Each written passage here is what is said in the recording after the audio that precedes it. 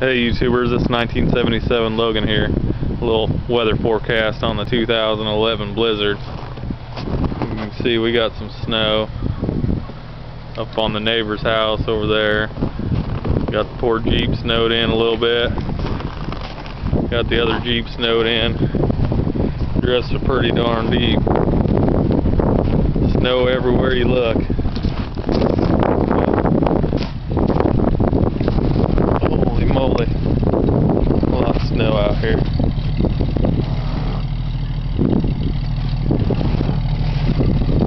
Pretty good weather. I'll give you a good shot of what we like to fly. Anyway, just thought I'd do a quick update of the blizzard. We'll lock these little bad boys in 4-wheel drive and we'll be out of here slicker and shit later.